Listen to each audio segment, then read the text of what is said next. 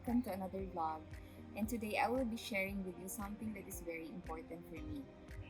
And I'm sure marami pong mga babae makaka-relate sa akin dito, whether you are a working mom or a stay-at-home mom.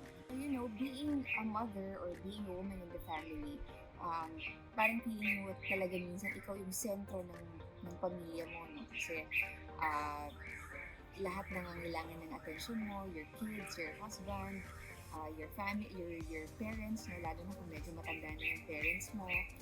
And then if you're a working mom, meron ka pang work na kailangan intindihin that will be demanding also.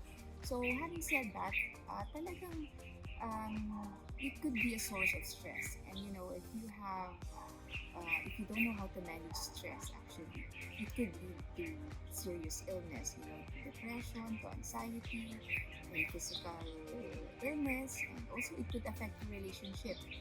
Now, and it's really very important that you know how to manage stress. And that's why today I will be sharing with you how I cope up with it. First, um, you should know what really makes you happy. Ano yung nakakapag-motivate sa'yo, ano yung nakakapag-saya sa'yo, nakakapag-pangiti sa'yo, nakakapagbigay sa'yo ng energy, nakakapag-inspire sa'yo, nang hindi mo kailangan gamitin sa ibang tao. Just yourself. Something that you can do for yourself that would really make you happy. So you list those down. So, for instance, ako mahilig akong kumanta. So I make it a point that I mag-video ako every 2 weeks, no? Or every week. Mahilig ako sa kape. So I make sure that every morning I have mainom ko yung gusto kong kape. What else? I also love to shop. So talagang kung minsan feeling ko kailangan ko nang mag-shopping, I do shop. No? So I would actually have a list of those things that really make me happy, and I try to make time for those. Now, I call it non-negotiable. So you really have to list yung mga bagay na yun and make sure that you do it. Kasi mapapansin mo, pag hindi mo na siya ginagawa, actually parang parang may kulang o hindi ka masaya. So that's one tip. Second is, ako I do regularly have a massage. So malaking bagay sa akin yung pagpapamasahe. And spa, yung mga, so yan. Another is, I use essential oil. So merong mix ng iba't ibang mood that you really want to have. Like, gusto mo na makapag-relax. So, merong mga mix or blend ng oils ng essential oil that will make you relax.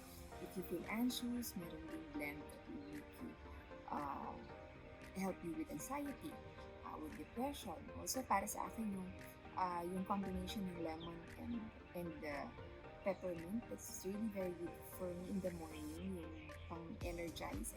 Sa isang vlog ko na kwento ko ito. So yes, there. So I have humidifier at home, in the living room, in my bedroom, and also in the car. Yeah. So I really see that the essential oils are working.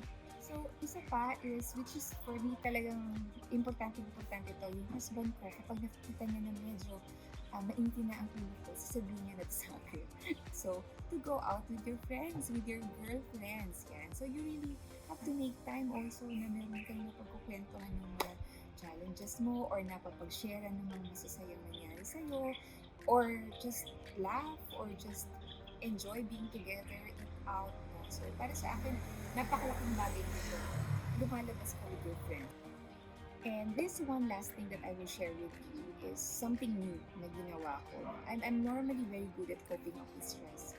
But itong mga recent na events na nangyari sa akin, medyo nahirapan ako. And medyo humayat ako. No? And this one really helped me a lot.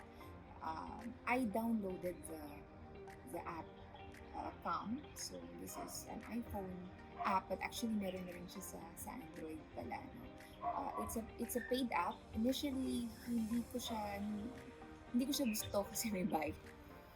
So, itong app na to, it actually has a lot of guided meditation to cope up with, stress, meditation to have a good sleep, meditation to you relax, and and a lot more. Fight anxiety, depression, so meron siya mga guided meditations, and it really helped me a lot, no?